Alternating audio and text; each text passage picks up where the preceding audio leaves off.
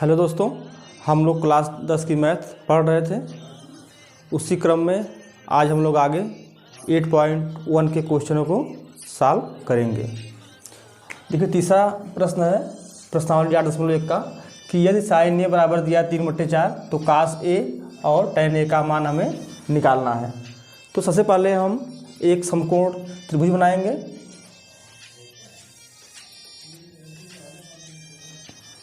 ये त्रिभुज बी पे समकोण है, या कोण ए है, या सी है।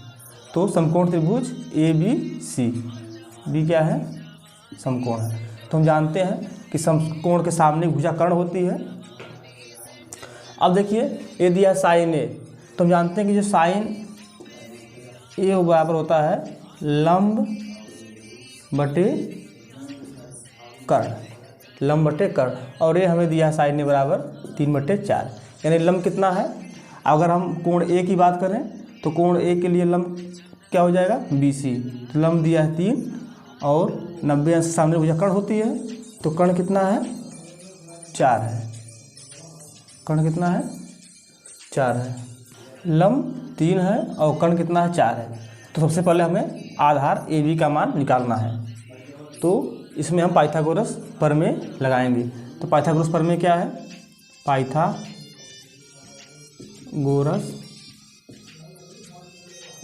प्रमेय से क्या हो जाएगा? जो कर्ण का वर्ग होता है, यानी कर्ण क्या है? AC, कर्ण का वर्ग बराबर होता है आधार का वर्ग प्लस लंब का वर्ग। कर्ण कितना है? 4 का वर्ग। AB कितना है हमें नहीं पता है, और BC कितना है? 3 का वर्ग। तो ये हो जाएगा 16 बराबर AB स्क्वायर 9 किधर लाएंगे? तो 16 - 9 = AB का स्क्वायर। तो यानी कि AB कितना हो जाएगा? यहाँ से AB बराबर हो जाएगा AB स्क्वायर, 16 में से 9 घटाएंगे तो कितना आएगा? 7 आएगा। तो AB निकाल कितना हो जाएगा? √7। तो आधार कितना आ गया? √7। अब देखिए, अब हमसे क्या पूछा है? कास ए और tan ए। अब हमें त्रिभुज की तीनों भुजाएं पता है कि लंब क्या है, आधार क्या है और कर्ण क्या है। तो हम किसी भी त्रिकोणमितीय अनुपात का मान आसानी से निकाल लेंगे। अब जैसे हमें कास ए निकालना है, तो कास ए, कास जानते क्या होता है? आधार बटे कर्ण, आधार बटे कर्ण। अब देखिए, आधार कितना है? आधार है √7 और कर्ण क्या है? 4 है। ये कास ए का मान हो गया। tan ए, tan होता है लंब बटे आधार, लंब बटे आधार। लंब कितना है? 3 है और आधार कितना है? √7 है। हमारे तीसरे प्रश्न का उत्तर हो गया। कास ए का मान कितना आ गया? √7/4, और tan ए का मान कितना आ गया? 3/√7। अब देखिए, चौथा प्रश्न क्या है? दिया यदि 15 काट ए बराबर 8 हो तो साइन ए और सेक ए का मान हमें निकालना है। तो देखिए, अब दिया 15 काट ए बराबर 8 दिया है, तो यहाँ से अगर हम काट ए का मान निकाल लें, काट ए का मान हो जाएगा 8/15। तो सबसे पहले हम एक समकोण त्रिभुज बनाएंगे। ये देखिए ABC, मान लेते हैं कि बी पे समकोण है। अब देखिए, काट होता है आधार बटे लंब, आधार बटे लंब होता है। अब देखिए, कोण ए के लिए, कोण ए के लिए यह भुजा लंब होगा और ये आधार और ये कर्ण। अब देखिए, आधार कितना दिया है? आधार दिया है 8, लंब कितना है? लंब है 15। तो सबसे पहले हम कर्ण निकालेंगे। तो हम जानते हैं कि जो कर्ण का वर्ग होता है पाइथागोरस प्रमेय से, कर्ण का वर्ग बराबर होता है लंब का वर्ग प्लस आधार का वर्ग, प्लस आधार का वर्ग। अब देखिए, लंब कितना है? 15 का वर्ग हो गया, आधार कितना है? 8 का वर्ग हो गया। तो 15 का वर्ग होता है 225 और 8 का वर्ग होता है 64। इन दोनों जोड़ देंगे, 5 4 9 6 2 8 2। तो जो कर्ण का वर्ग कितना आया है 289 के, तो इसका हम वर्गमूल ले लेंगे 289 का, क्योंकि वर्ग हटाने के लिए हमें वर्गमूल लेना पड़ता है। तो ये आ जाएगा 17।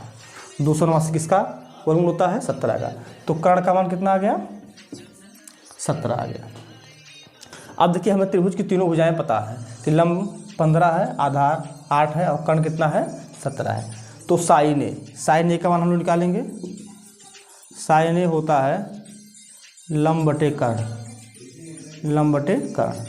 लंब कितना है 15 है और कर्ण कितना है 17 है।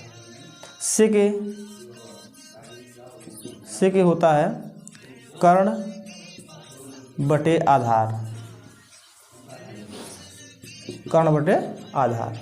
कर्ण कितना है 17 है और आधार कितना है 8 है।